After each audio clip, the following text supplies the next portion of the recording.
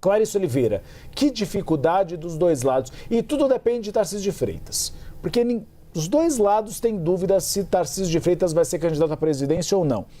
A definição de Tarcísio de Freitas em abril, quando acaba o prazo dele deixar o governo para ser candidato à presidência, vai ser o start para toda essa mobilização. Mas antes disso, os ministros vão ter que deixar o governo, porque também precisam deixar esses postos para serem candidatos. Uribe, antes da gente entrar no ar aqui, na verdade, mais cedo, ali conversando com os nossos editores, ali com a nossa equipe, eu inclusive pontuei o quanto essa informação que você traz sobre essa conversa de Lula com Simone Tebet ela é interessante, porque ela traça um panorama totalmente diferente do que a gente vinha ouvindo nos bastidores sobre a disputa aqui em São Paulo até então. O PT trabalhava ali rigorosamente com a ideia de que Lula convenceria Fernando Haddad a disputar o Palácio dos Bandeirantes, ou no pior dos cenários, o Senado, mas tudo caminhando para o Palácio dos Bandeirantes, com base no argumento, justamente como você falou, de que o presidente Lula não pode abrir mão de ter um palanque forte em São Paulo e que Haddad teria que ir para o sacrifício, apesar de repetir exaustivamente que ele não quer essa candidatura. Caso contrário, na avaliação até de pessoas muito próximas ao ministro da Fazenda, ele muito provavelmente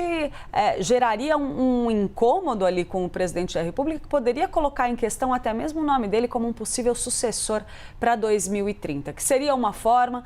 de Haddad demonstrar um compromisso com essa candidatura do presidente Lula e depois voltaria ao governo federal, mesmo no caso de uma derrota no maior colégio eleitoral do país, como ministro da Casa Civil e já indicando ali que ele seria então o nome a ser bancado por Lula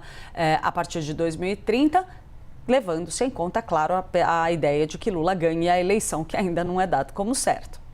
Agora, quando se fala em Simone Tebet como uma potencial candidata ao governo de São Paulo, você tem um redesenho total do que estava sendo programado como chapa aqui em São Paulo, justamente porque ela era apontada como um nome bastante firme ali, muito bem posicionado para uma das vagas no Senado. E aí, até essa foi uma informação que eu trouxe no Live CNN bastante tempo atrás, Uribe,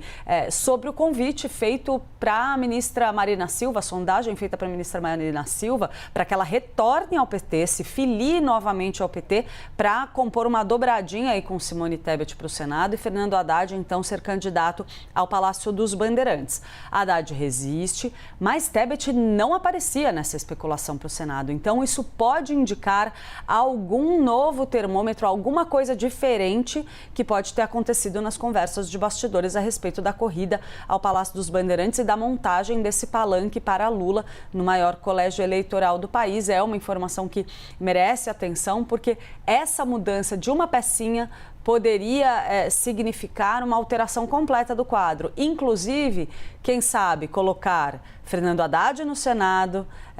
para que uma eventual disputa com Tarcísio de Freitas, caso ele siga candidato à reeleição, não acabe diminuindo